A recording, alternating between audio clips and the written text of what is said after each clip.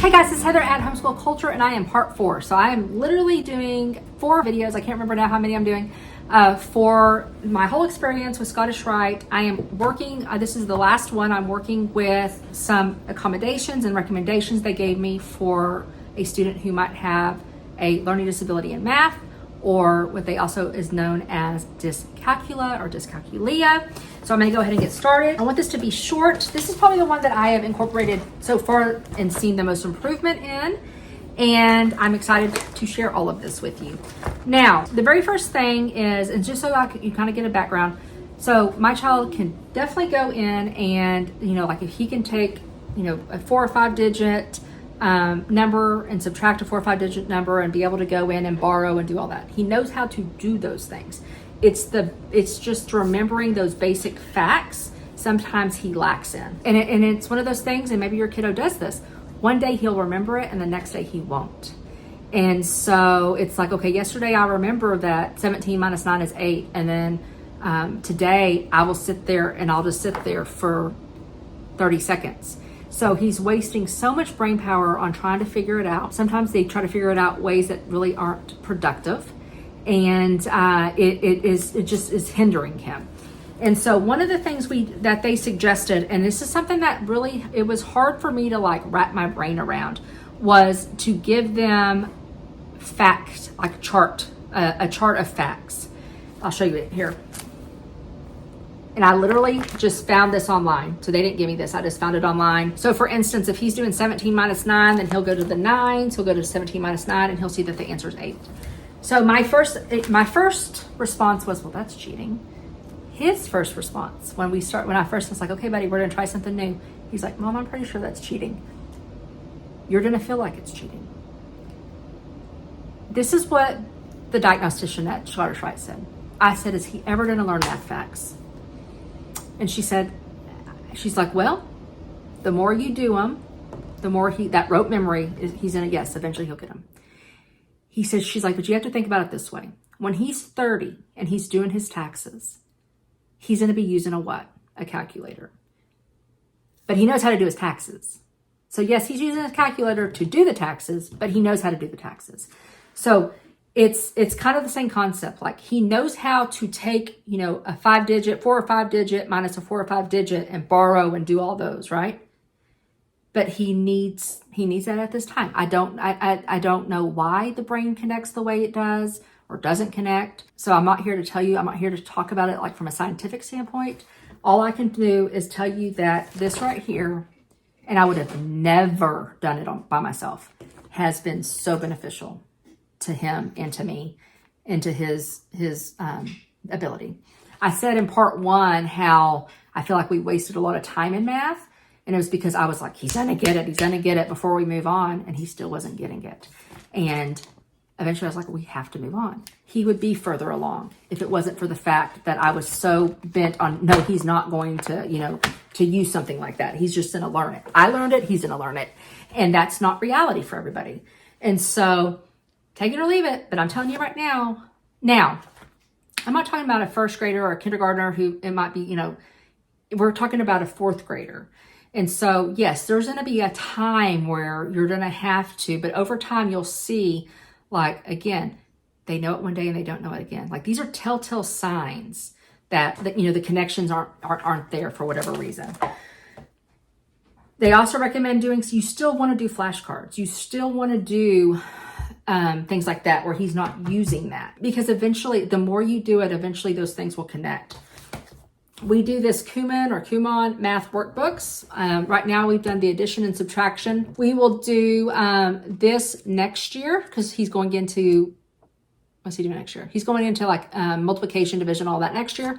And I want to make sure he doesn't lose what he has. And so we're going to be doing, at first him and I are going to be doing a lot of, and I didn't bring it with me, but a lot of math fact cards and games like Sum Swamp, things like that. We're going to be doing a lot of those. There is this thing right here called, I would say it's subsidizing, but I think it's called subsidizing, I think is how you pronounce it. It's, if you notice, so here's 7 and here's 7. So it's looking at it from a different perspective.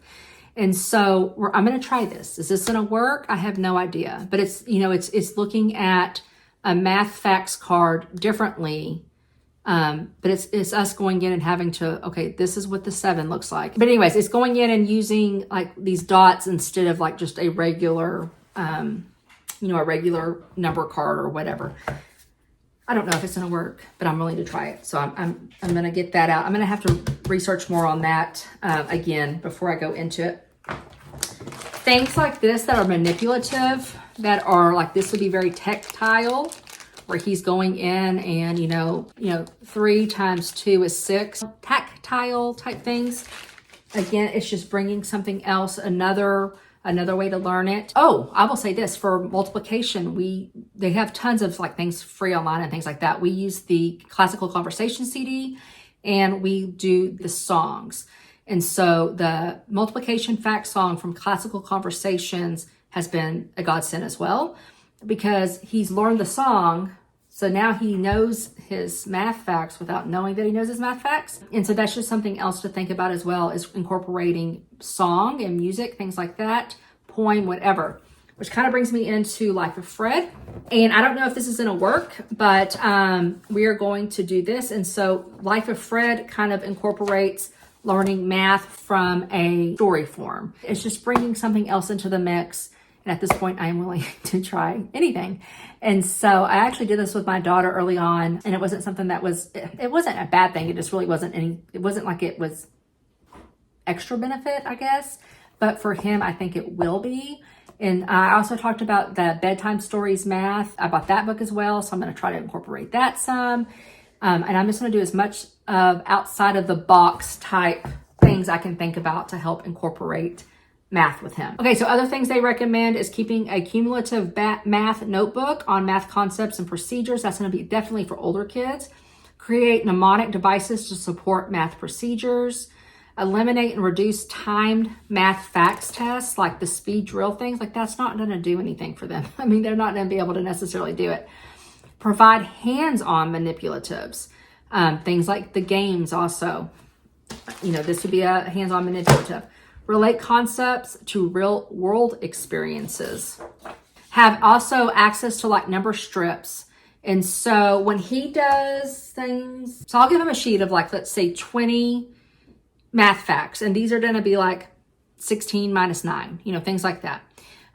He doesn't get to use this. All right. This is for when he's doing bigger math problems. That math fact sheet, I'm wanting him to try to remember these math facts. It's kind of like whenever we do the flashcards. That he does use the number strip. And so he can, go to 16 and count back, however many to find out the answer. And so those are something that's something else that you can benefit from. Of course, these are just things that I don't know if y'all know, but like whenever they're doing like visual reminders for sign changes, highlight different mathematical signs for different colors. And so like if he had a worksheet that had subtraction and addition on it, a lot of times he will do it. He'll do whatever the first thing was, he'll do that. And so just kind of pointing out, okay, buddy, this is subtraction, and then this is, addition or subtract, whatever. And so you might, do the subtraction. You might highlight the sign with one color and the addition with another, just so he can visualize it. Using graph paper or really making it where we use Math-U-See, which is a mastery approach. That's something else I didn't talk about, but we used Saxon in the beginning because that's what I used with my daughter, which worked well. It's a spiral approach. So she would learn almost like a different concept every day. But she would constantly see other concepts would begin to work for that day. Those didn't work well for him. He needs mastery approach. He needs to see, and it needs to be mastery approach for long periods of time, which is why Math-U-See is so good for things like that. And that program already has it built in where everything's lined up really well. And so as he gets older, I might have to go and get specific paper like graph paper and things like that for him to put in, so he doesn't lose his place. But so if you're working with an older kiddo, that might be something. And then also access to a calculator to support computations as they become more complex.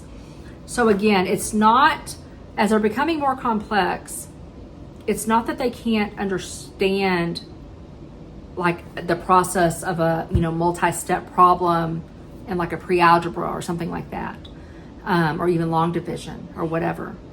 they can do they can process that, but it's just those simple, for whatever reason, those simple math facts they have a hard time working with.